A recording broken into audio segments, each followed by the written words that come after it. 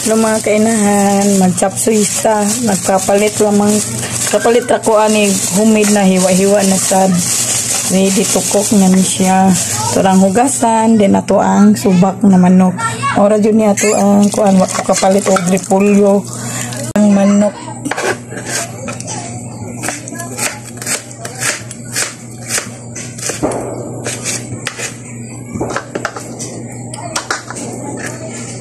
Siya lang yung may nagkuhan ha, may naghaling mo nang may naghaling o kuan kawayan mo nang magbuto-buto.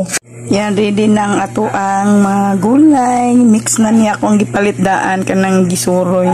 O nang ready na siya, gihugasan lang siya na siya karos, na kalabasan, na siya yuti o kuan lang niya itong gulay. Batong, then ato ang subak, ato ang lamas, gihiwa na ato ang ahos na pula o ang ahos bombay na pula o ahos. Then mag-start na ta magluto. Then mag-add na ta og mantika mga kainahan. Then mag-add na ta og ahos na bombay na pula. Then sa lang jud mo ha mo silingan na di sound sabi nagpasaon sa ilang balay. Then paguman na to is ato ang ahos. Then nag-add na ko og manok na to. Then sabay na to og gisa-gisa.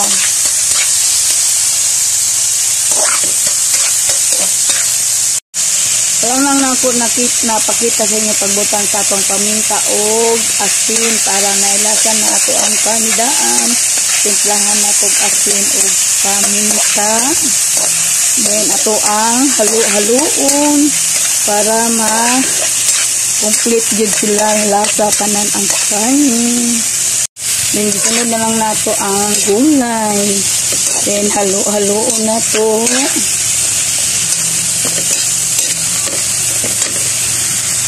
Then nag-add ko gamay ang tuyo. Ang kay sapsoy ba niya to ang lutuon lain o kayo itom. And mag-add na ta og water.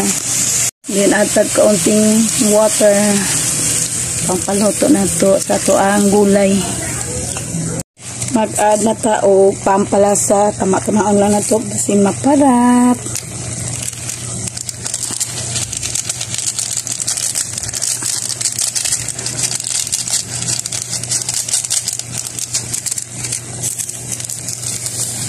MSG.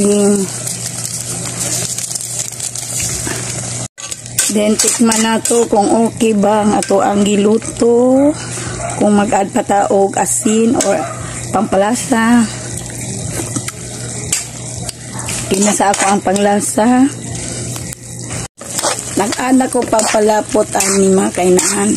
Ay lang na po asin. Matamaw lang na to ang lapot.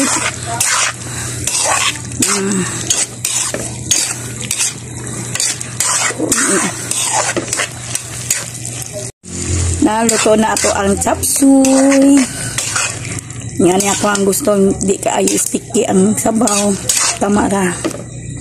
Wa man ko'y itlog sa pugo, din itlog sa manok ako ang putang sa ato ang chapsuy mga kainahan. Thank you for watching mga kainahan. Minta suportahan ko niyo, paki-like and share po, paki-comment na rin. Thank you.